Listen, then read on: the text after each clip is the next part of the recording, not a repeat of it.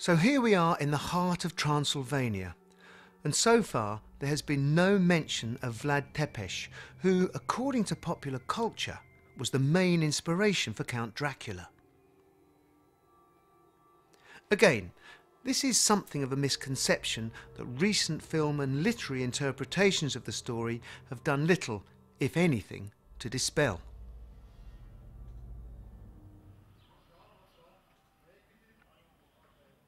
Although he was born in the Transylvanian town of Sighișoara, Vlad was actually the voivode or ruler of the neighbouring principality of Wallachia on the other side of the Carpathian Mountains.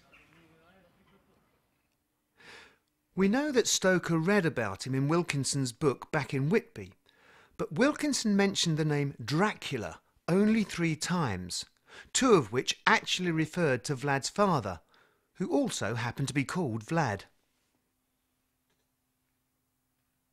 Dracula was in fact a nickname he'd been given due to his allegiance to the Order of the Dragon, a group of Christian knights dedicated to fighting the Turks. There is no denying that Stoker was so impressed with the name that he rechristened the novel's main character from Count Vampire to Dracula. What is less clear, however, is how much Stoker really knew of Vlad Tepes himself. Some researchers now argue that, in fact, he knew very little. Many people believe that the inspiration for Stoker's novel was Vlad the Impaler. That does not appear to be true, however. Bram Stoker's notes for Dracula provide a very important key to understanding exactly what he knew for sure and what his sources of material were. The notes contain no reference whatsoever to anybody named Vlad, nothing whatsoever to anyone nicknamed the Impaler, nothing about the atrocities that Vlad was supposed to have committed. In fact, if you look at the source material that Stoker did get from various books, there's nothing even remotely connected with Vlad. So to argue that Stoker did research on Vlad is to argue from total absence of evidence. The misinformation and misconception about the relationship between Vlad the Impaler and Count Dracula had its beginning in 1972 with a book entitled In Search of Dracula by Raymond McNally and Radu Florescu, who were 2 historians at Boston College. And they put forth the premise that Stoker based Count Dracula on Vlad the Impaler, and it took off from there. Others then picked up this and said, well, if he had based Dracula on Vlad, he must have seen this, or he must have known that, and it just mushroomed after that, until it got to the point where even today it's universal knowledge. Everybody knows that Count Dracula was based on Vlad the Impaler, even though he wasn't really. Back in the novel, the remainder of Jonathan's stay in Transylvania takes place entirely within the walls of Castle Dracula.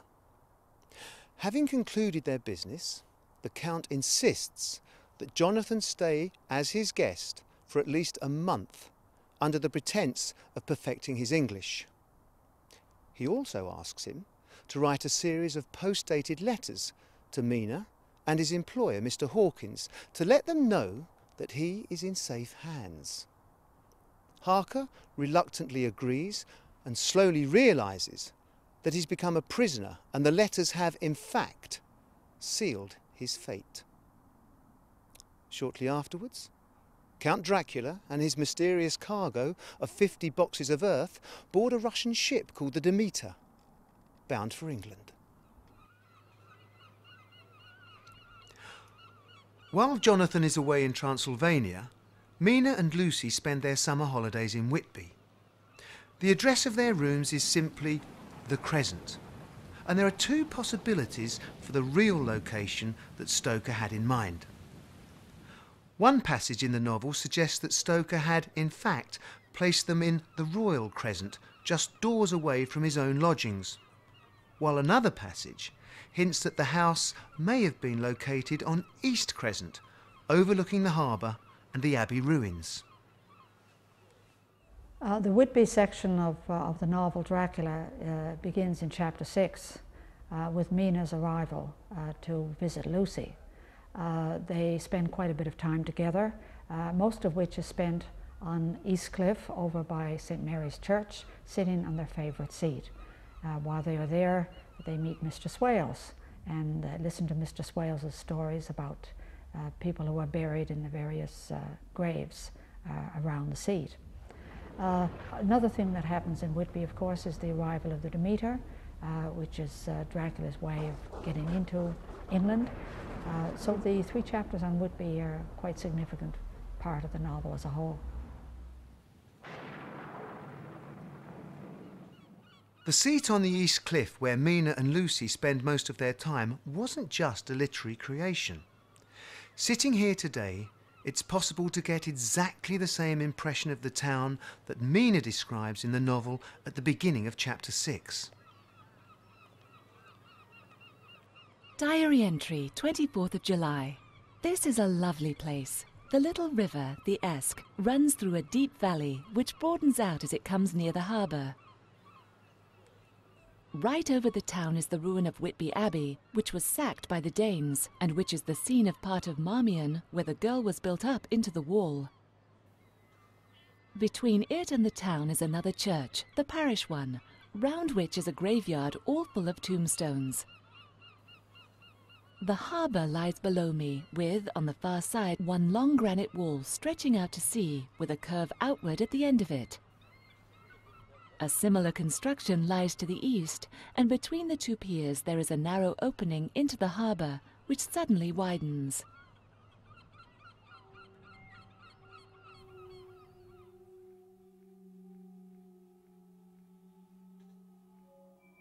During their stay in the town, Lucy and Mina share a room together. Much to Mina's distress, Lucy develops the habit of walking in her sleep. And although Mina does her best to prevent her, she still manages to walk the streets of Whitby in the dead of the night. Is one of the most dramatic scenes in the novel Dracula, which takes place in Whitby, is when Count Dracula attacks Lucy in the graveyard. Mina, who's on the other side of the harbour on West Cliff, looks across and sees Lucy on their favourite seat and notices something long and dark leaning over her. So concerned about Lucy's safety, she rushes down the hillside, crosses the bridge, and runs up the 199 steps to the cemetery, and then notices this thing, man or beast, she's not sure, but this thing leaning over Lucy.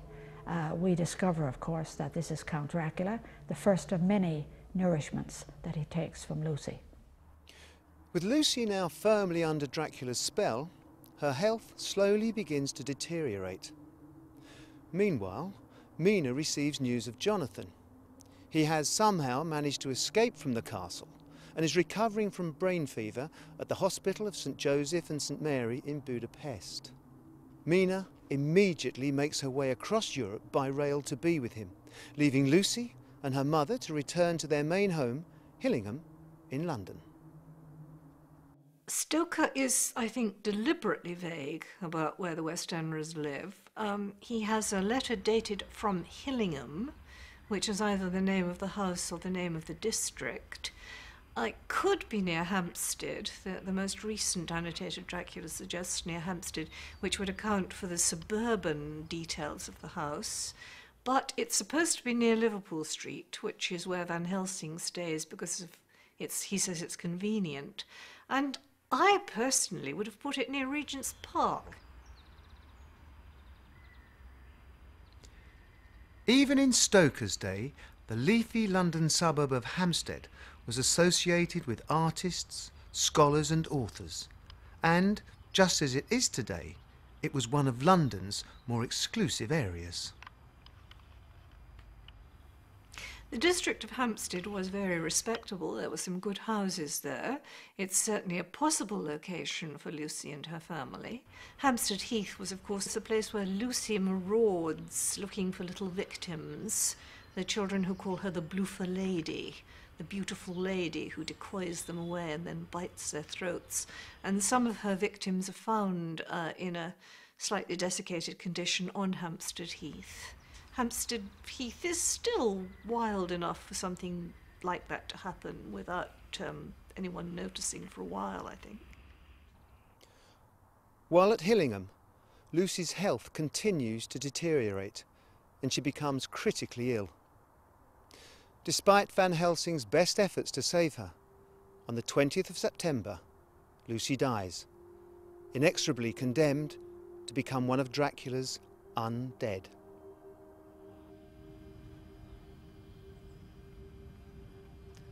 For many years, it is believed that Stoker based Lucy's final resting place on Highgate Cemetery, which is less than 2 miles from Hampstead.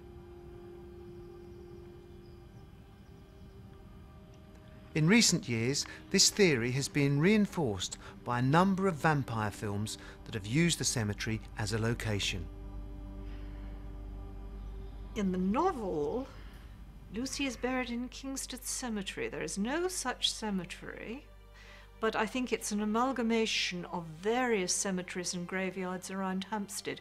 We're told it's a walk from Jack Straw's Castle, the pub, and that it's close enough to Hampstead Heath for Van Helsing to be able to carry one of her victims, and it's not a baby in arms, it's a toddler, to Hampstead Heath to leave it there to be found by the police. So it can't be that far away, and we're also told it has a low wall around it.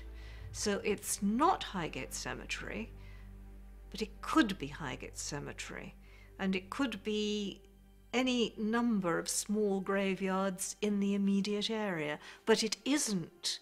It's a cemetery of the mind, or a graveyard of the mind, which Stoker has invented.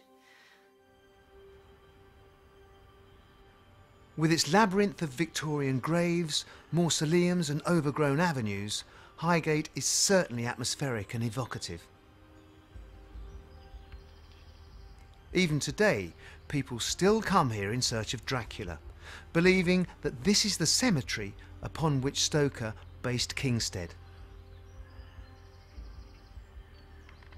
But further clues in the novel suggest a small churchyard in a quieter area rather than the large city of the dead of Highgate.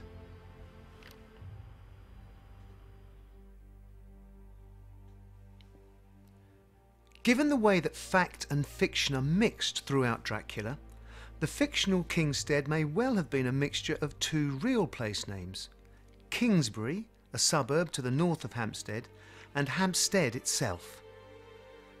Between these two places is Hendon, a place Stoker may have known well, as his good friend Thomas Hall Caine, the Hommybeg, to whom Dracula is dedicated, lived in the town at the time he was researching his novel. In the 1820s, there was an incident in a Hendon cemetery in which a vault was opened and a young man went in and cut off the heads of two of the corpses in there, one of whom was his mother. This was very shocking. He was actually taken up in court for it. He explained that he was a medical student and that there was something wrong with the heads of his family, and he wanted to examine his mother's skull to find out what it was. It's clearly and sadly, there was definitely something wrong with him mentally. It's a Mr. Holm, or Hume was his name, and the bricklayer who was involved in opening the vault was a Mr. Wood. Again, Stoker may have incorporated these two surnames into the novel. One of the people that enters Lucy's tomb to drive the stake through her heart is her fiancé, Lord Arthur Holmwood. Stoker probably did see an account of it because it was in the Illustrated London News right next to a review of Henry Irving's production of King Lear, which was obviously Stoker's job to keep track of these things. Although it could have given him the idea of opening the vault, it's interesting, but I think it's more of a coincidence than a direct influence on the book.